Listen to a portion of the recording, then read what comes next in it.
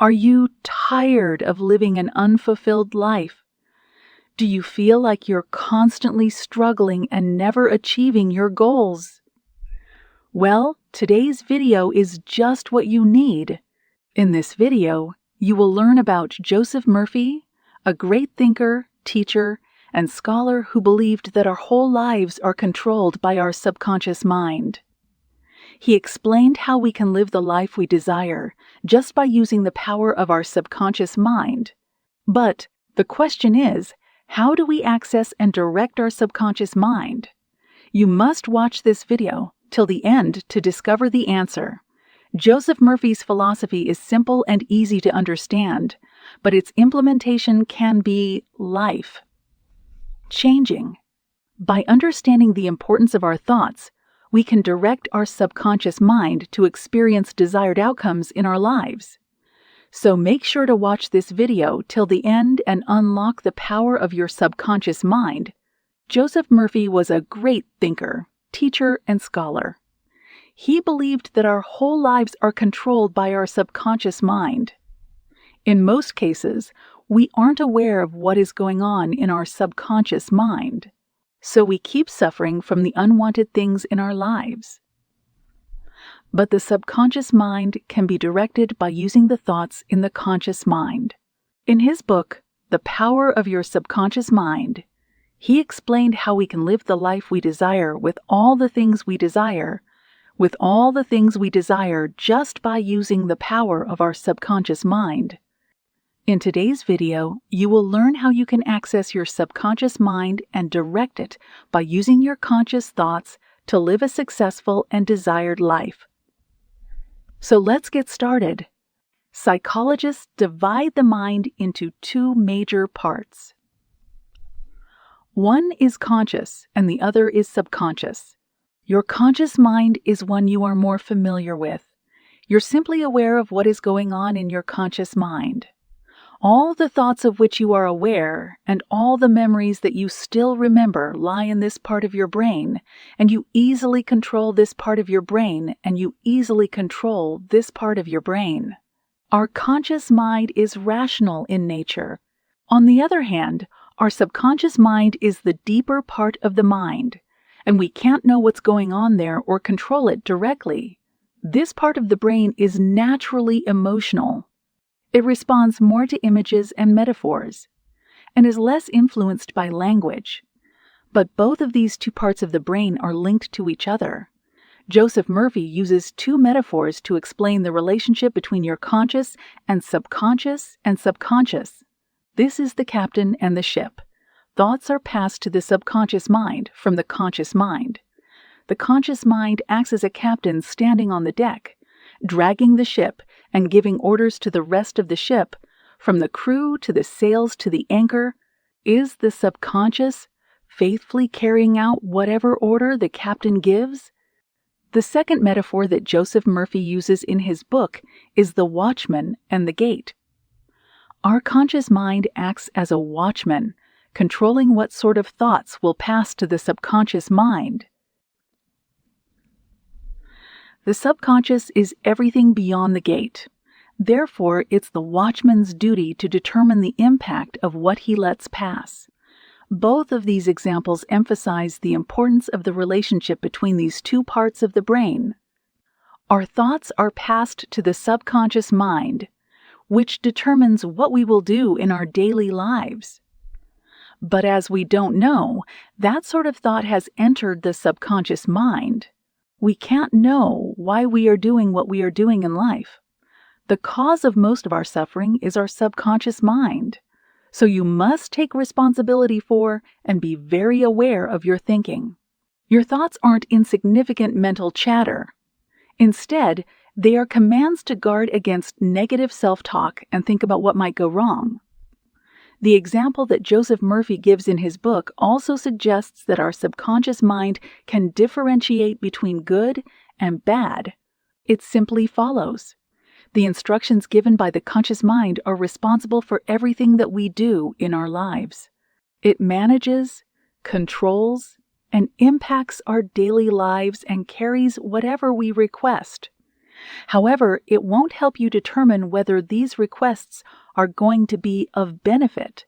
Now that we know that thoughts are passed from the conscious mind to the subconscious mind, we can direct the subconscious mind by using the conscious mind. Our daily life experiences and all the things we see in our daily lives contribute to our awareness. Our awareness, or consciousness, gives rise to different thoughts or imaginations in our conscious mind. So by using selective thoughts, we can impress our subconscious and experience desired outcomes in our lives. This is a simple and easy to understand philosophy. But the fact is, we don't know how important our thoughts are. The world that we live in and the whole universe are less important than our minds.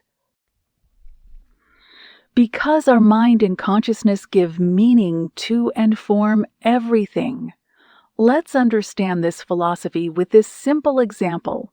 Let's say there's a blind person who was born blind. He can hear sounds, but can't see anything. Do you think he can imagine a picture of something? Do you think he can visualize something? Can he imagine what the color black looks like? Or what is the difference between black and white? You think he can imagine the shape or appearance of something?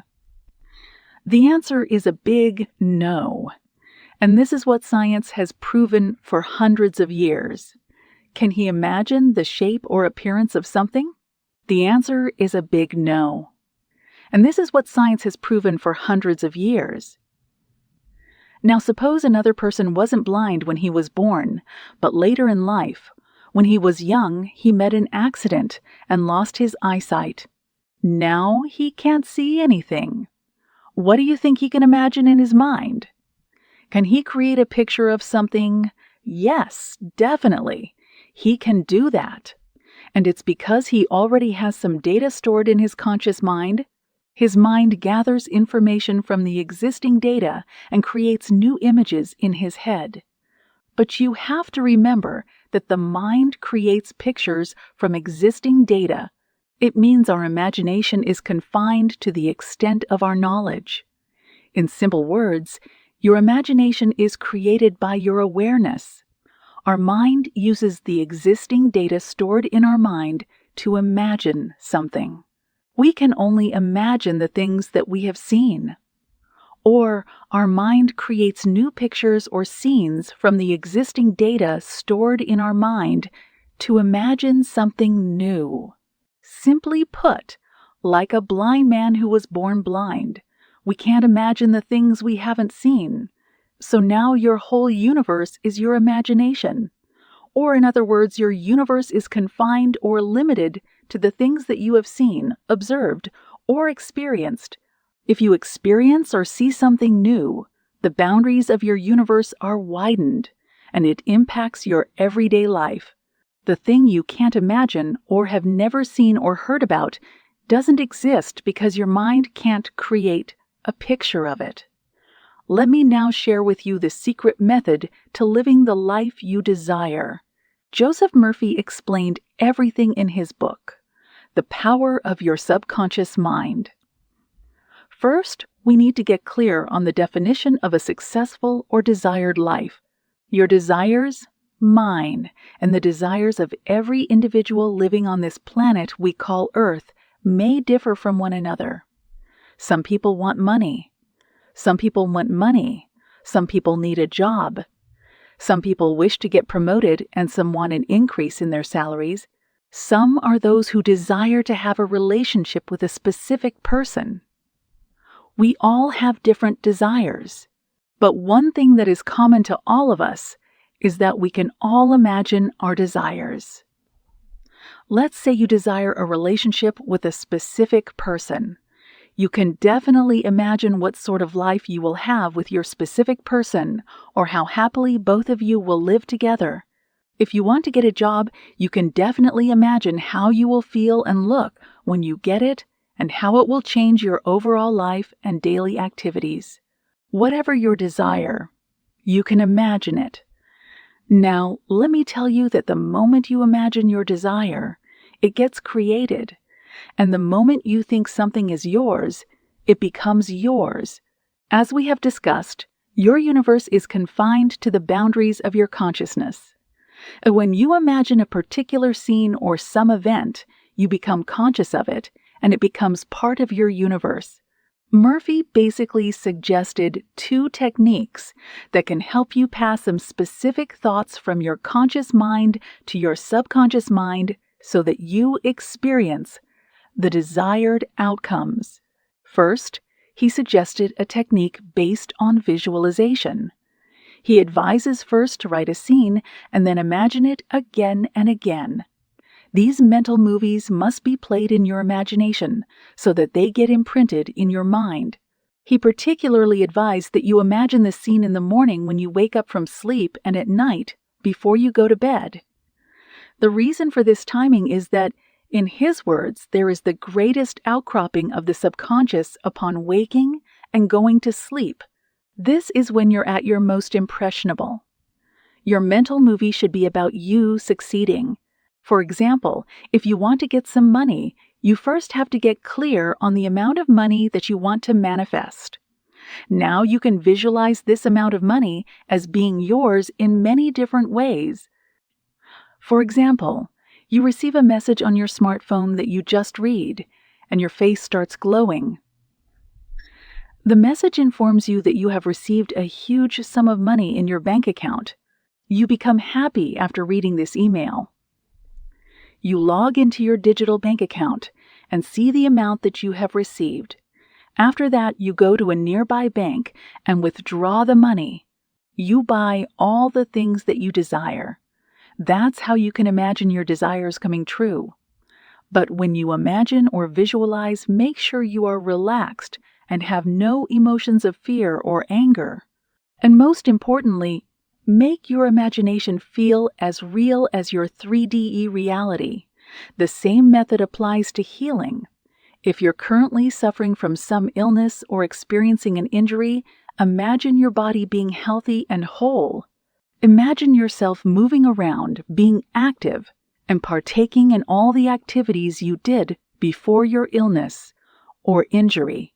When using the mental movie technique, you'll want to keep it fresh and rely on trusted favorites. The subconscious responds best to familiarity. A repeated mental movie over time will be able to trigger an emotional response.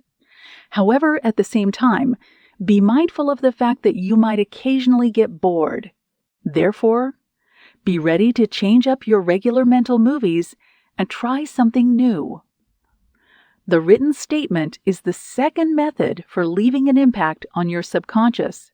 Here, you pick up a pen and write 1 or 2 sentences outlining your goals, as if they have already been accomplished. For instance, if you want to meet your soulmate, you can write, "I have found love.